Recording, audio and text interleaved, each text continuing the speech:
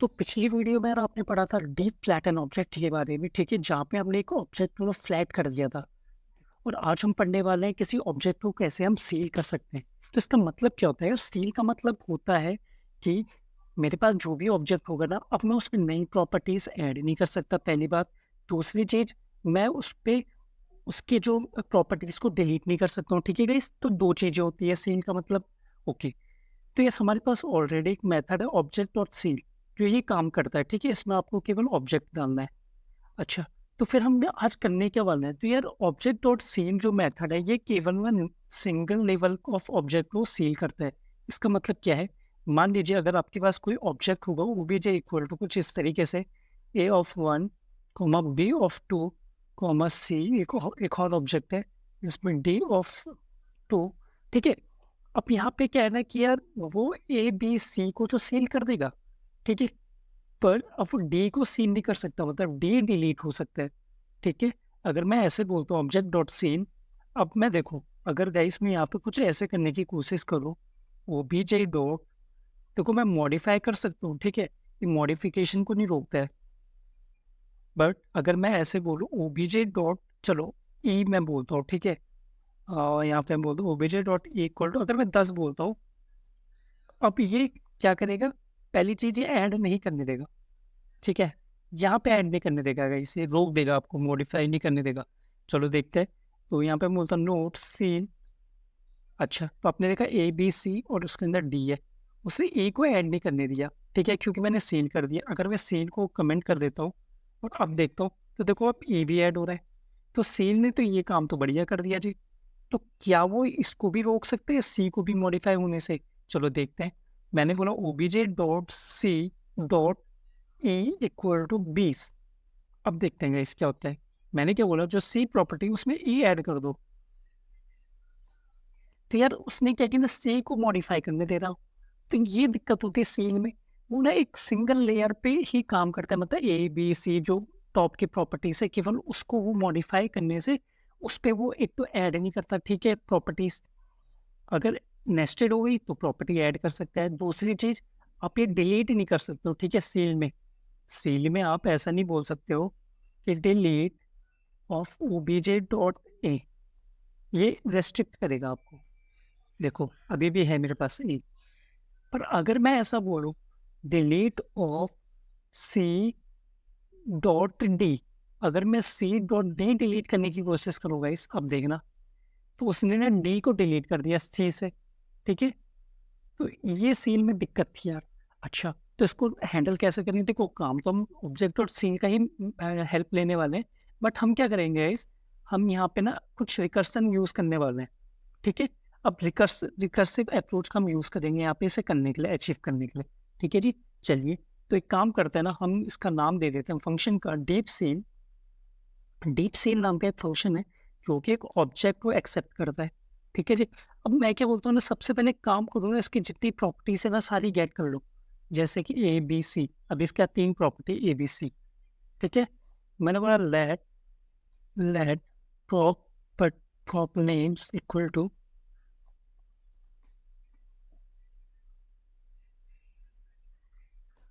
Suggest भी कर रहा है, गेट प्रॉपर्टी नेम्स। यहाँ पे गाइस मैंने डाल दिया कितना, ऑब्जेक्ट,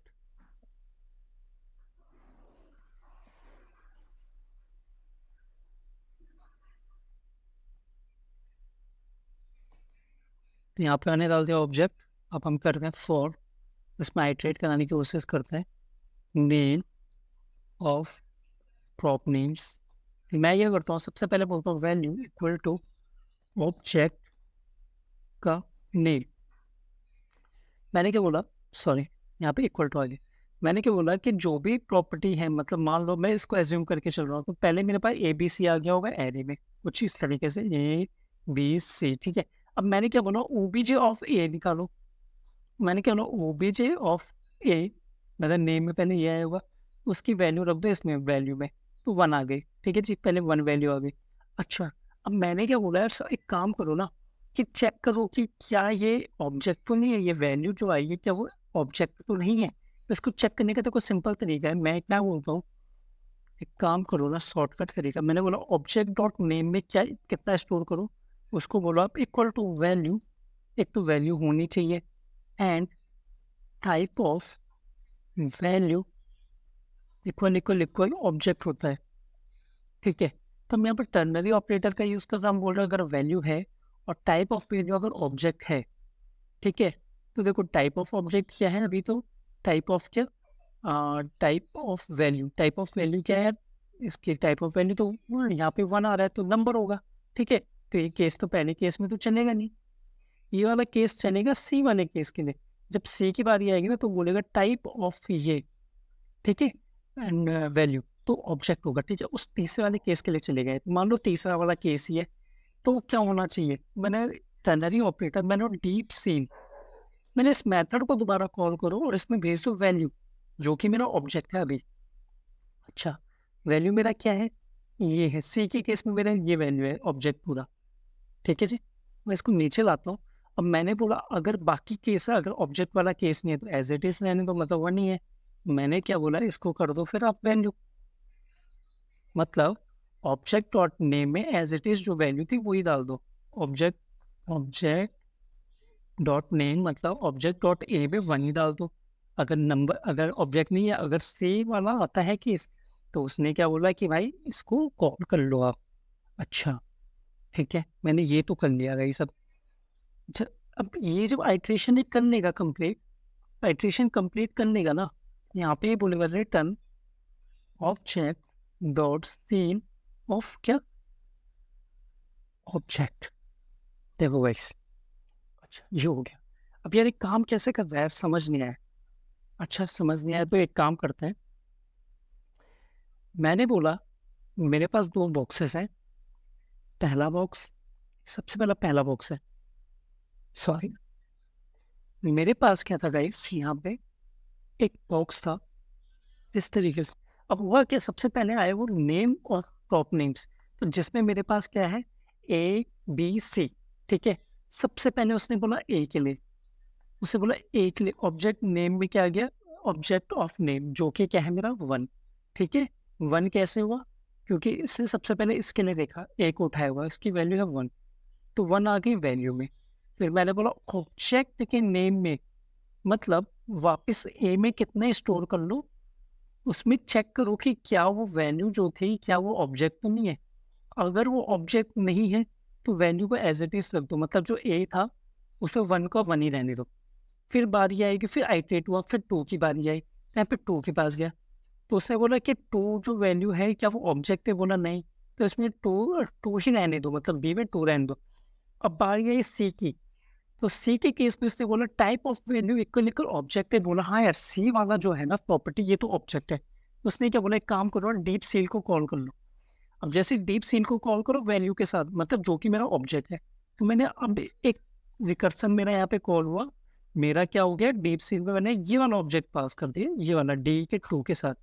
अच्छा, वापस यहाँ पे गया होगा, फिर उसने अब सारी प्रॉपर्टीज निकाली होंगी इसकी, इस वाले ऑब्जेक्ट से सारी प्रॉपर्टीज निकालेंगे तो उसे कितना मिला होगा, केवल डी मिला होगा, डी मिला होगा, यहाँ पे फिर वो आइट्रेट हुआ होगा। अब जैसे आइट्रेट हुआ, ठीक है, आइट्रेट होने के बाद इसने बोला object name equal to value, वो कंडीशन चेक करेगा, ठीक है, कि ऑब्जेक्ट है कि नहीं है। तो उसने बोला डी की वैल्यू जो है 2 है, तो ये ऑब्जेक्ट तो नहीं है, तो एज इट इज वैल्यू तो रहने देगा, वैल्यू में कोई छेड़छाड़ नहीं करेगा, 2 का 2 ही रहने देगा, ठीक है। अच्छा, आइट्रेशन खत्म, क्योंकि इसके पास तो एक ही था, डी ऑफ 2 में एक ही प्रॉपर्टी थी, तो आइट्रेशन मेरा खत्म हो गया। अब जैसे ही मेरा आइट्रेशन खत्म हो जाएगा, मेरा जो ऑब्जेक्ट था उसको सील कर दो। मेरा ऑब्जेक्ट था क्या, मेरा ऑब्जेक्ट ये था डी ऑफ 2, मैंने इस ऑब्जेक्ट को सील कर दिया और रिटर्न कर दिया, ठीक है। मैंने सील कर दिया और रिटर्न कर दिया, तो रिटर्न कर दिया का मतलब क्या है कि वापस यहाँ पे आ गया जहाँ से कॉल हुआ था, वो यहाँ पे आ गया गाइस, ठीक है, ध्यान देना। मतलब कि अगर ऐसे मान लो कि पहली कॉल ये थी, पहले ए के लिए चला होगा आइट्रेशन, ठीक है, फिर बी के लिए चला था यहाँ पे, फिर सी के लिए चला था लूप, ठीक है। सी के केस में क्या होता, मेरा डीप सीन एक मेथड कॉल हो गया था इस तरीके से, ठीक है, यहाँ पे रिकर्सन कॉल होता, फिर यहाँ पे चला सी के लिए चला, तो सी में केवल एक ही प्रॉपर्टी थी डी। अब डी का जैसे आइट्रेशन खत्म हुआ, इसने क्या किया, वापस जो भी रिटर्न किया इसने ऑब्जेक्ट सील करके वो यहाँ पे सी के पास दे दिया, ठीक है। अब सी के पास दिया तो सी यहाँ पे आ गया हूँ इस वाली लाइन में। इसने क्या बोला कि इसको क्या करो, ऑब्जेक्ट ऑफ नेम में डाल दो। ऑब्जेक्ट ऑफ नेम जो कि था मेरा सी, तो सी में मैंने क्या डाल दिया, सी में मैंने यही चीज़ डाल दी, बट सील करके डाल दी इस बार। ठीक है, सील करके डाल दिया। अब सी के बाद क्या है, कुछ नहीं है, मेरा लूप हो गया खत्म।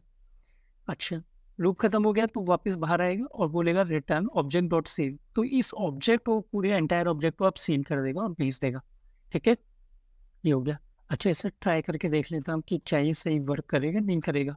मैंने वो ऑब्जेक्ट डॉट सील, और मैं क्या बोलता हूँ, ये मेरे को एक नया ऑब्जेक्ट रिटर्न करेगा, कॉन्स्ट न्यू ओबीजे। मैं लिख लेता हूँ इसको, या फिर मैं ऐसे बोलता हूँ सील्ड, सील्ड ऑब्जेक्ट। ठीक है, तो यहाँ पे मैं अब इसे थोड़ा कंसोल कराने की कोशिश करता हूँ कि देखते हैं क्या आ रहा है हमारे पास। इसको क्लियर कर लेते हैं कंसोल को। अच्छा, तो गाइस अभी हमारे पास A1 B C D आ रहा है। ठीक है, कोई दिक्कत नहीं है। एक काम करते हैं, ये मैंने कमेंट कर रखा है।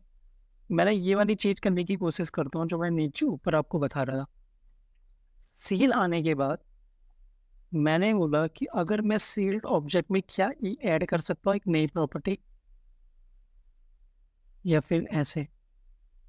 ठीक है, मैं ये सारी चीज़ें करने की कोशिश करने वाला हूँ। सबसे पहले मैं बोलता हूँ, क्या मैं नई property sealed of email 10 add कर पाऊंगा? ओके सॉरी, कंसोल मिस हो गया शायद। अच्छा, कंसोल हम ओपन रखते हैं। ठीक है जी, तो आप यहाँ पे देख सकते हो यार, ये तो मैं ऐड नहीं कर सकता हूँ। ठीक है, वो तो नॉर्मली भी नहीं कर सकते थे। अब मैं सी के साथ कुछ छेड़खानी करने की कोशिश कर, क्या मैं सी में कुछ ऐड कर सकता हूँ? चलो, क्योंकि पहले तो मैं कर सकता था, अब कर सकता हूँ कि नहीं कर सकता हूँ, देखते हैं। तो यार अब नहीं कर सकता मैं, तो सी में कुछ वो चेंज करने ही नहीं दे रहा है।